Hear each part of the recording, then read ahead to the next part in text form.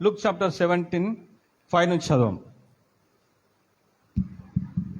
అపోస్తలులు మా విశ్వాసము వృద్ధి పొందించుమని ప్రభువుతో చెప్పగా, ప్రభువు మీరు ఆవగింజంత విశ్వాసం గలవారైతే ఈ కంబలి చెట్టును చూచి నీవు వేళ్లతో కూడా పెళ్లగింపబడి సముద్రములో నాటబడుమని చెప్పినప్పుడు అది మీకు లోబడును. విశ్వాసం ఏం చేస్తుందంట? పొమ్మని చెప్తాదంట. ఏదైతే దరిద్రం ఉందో దాన్ని పొమ్మంటదంట విశ్వాసం.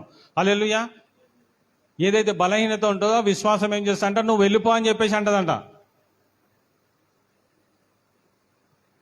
విశ్వాసం లేకపోతే ఏమైతే పెట్టుకొని ఉంటే ఉండంతి అమ్మ, ఉంటే ఉండంతి ఉంచుకో. హల్లెలూయా. యేసు ప్రభు చెట్టుని శపించేసేస్తున్నాడు. నువ్వు పనికిరాని ఫలం ఇయ్యని చెట్టు, అసలు ఈ భూమి మీద నేను సృష్టించిన ఈ మన్ను నాది, సమస్తం నాది, ఇక్కడ నువ్వెలా ఉండగలుగుతావు అని చెప్పేసి దాన్ని శపించేసేసాడు. హల్లెలూయా. నీ పూర్వీకులు ఏమన్నా నీకు బాండ్ పేపర్ రాసిచ్చినా నువ్వు ఇలాగనే ఉండాలి, దరిద్రంతో, బాధలతోని, వేదంతో, మ్యారేజ్ కాకుండా, పిల్లలు లేకుండా ఉండాలని చెప్పేసి ఏమన్నా ఉందా? బైబిల్ ఉన్నగా అబ్రహాం 100 సంవత్సరాలు వెయిట్ చేసినట్ట. వెయిట్ చేసిన అనుకో, దొరికిందా దొరకలేదా? మళ్ళీ ఆయన తర్వాత అందరు 100 సంవత్సరాలకే కన్నారా? అది విశ్వాసం అమ్మ.